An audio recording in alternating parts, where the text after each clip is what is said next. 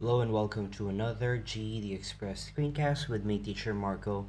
And today I will help you with your GED Social Studies. We will talk about the Great Depression. Now, we will do this different today.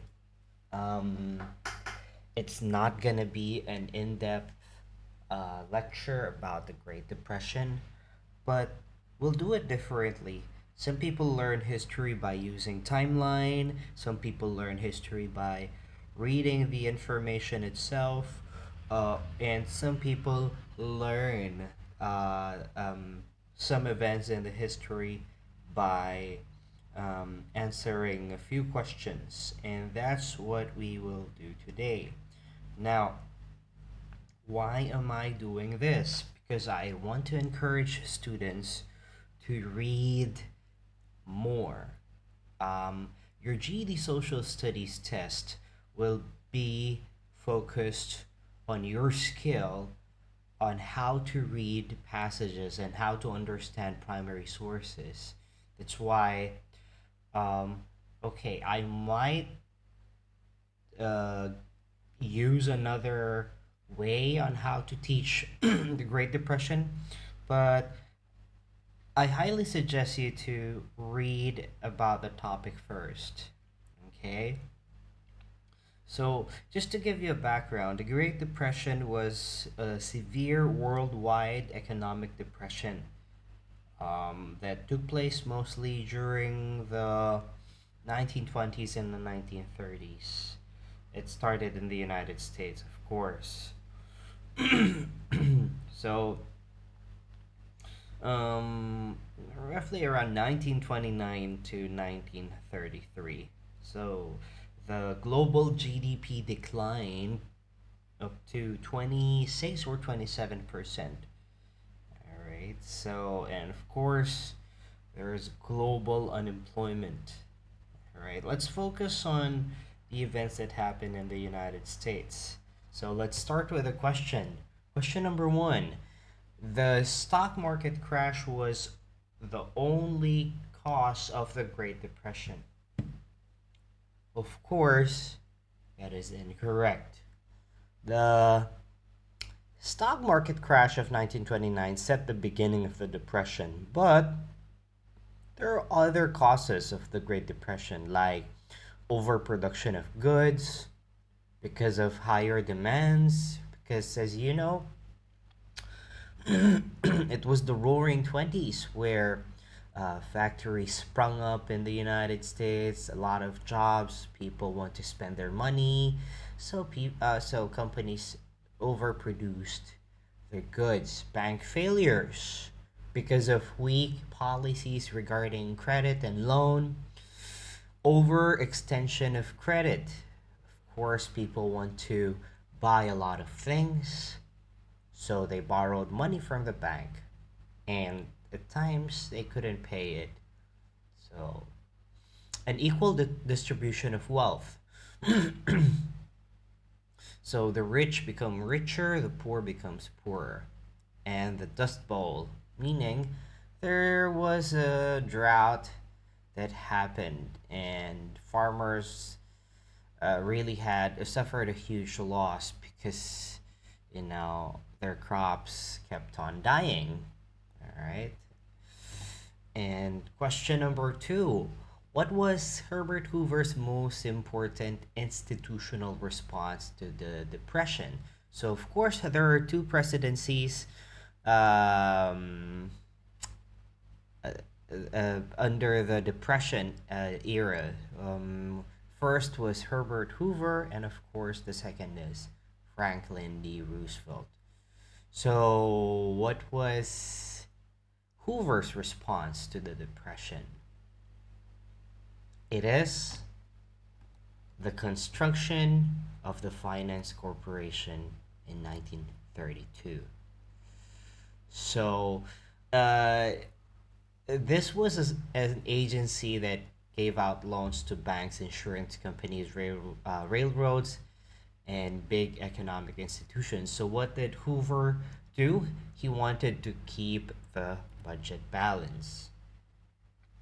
Um, Many claim that Herbert Hoover was too slow in fixing the Depression, so that's why he came up with the Reconstruction of Finance Corporation. This was the first time in U.S. history that the government gave money to big businesses. Question number three. In an effort to save the uh, banking structure of the U.S., sorry about that typographical error there, Franklin Delano Roosevelt declared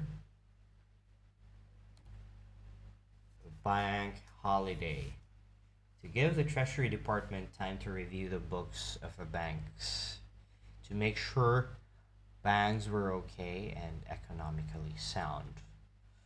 Um, because the banking system failed during this time. They gave out loans, um, their policies were not strict, so the loans were, you know, the policies were lenient, and borrowers weren't able to pay because of the huge drought. Most of the borrowers were farmers, and that's what happened. So FDR passed a bank holiday on March 5th, 1933, because many people had lost faith in banks. He did this so the Treasury Department could review the banks, the books of banks to make sure banks were okay and economically sound. Like I mentioned earlier, FDR created the Federal Deposit Insurance Corporation, which insured each bank account up to $5,000. He did this to assure America that the banks are safe. So, because people lost their money, they deposited while other people borrowed from the banks, and when the stock market crashed, people like to withdraw their money from the banks, but the banks couldn't give money back to the depositors. So people now were doubtful, and with this FDIC, people are now assured that it's okay to put your money back in the banks again. Fourth question: what was the purpose of the New Deal? So, let's talk about the New Deal. FDR had no strategy to fix the United States, but the New Deal was passed and proved to be a great experiment. While the New Deal did not get the United States completely out of the Depression, it gave America trust and hope back in the country and the government. So it didn't go to a total chaos. FDR was a charismatic leader that gave hope to Americans. The New Deal provided temporary relief for the hardships caused by the Depression. It helped farmers, and the Social Security Act of 1935 was created. A big leap and a very promising act during this time. And it would not be until the United States entered World War II that the US would be out of the Great Depression. Why? Because of massive spending.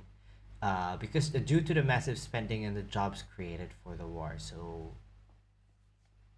there you go. America was able to get back on track. This is critical. Um, Americans should be thankful of the New Deal as well as the two presidents that handled the situation.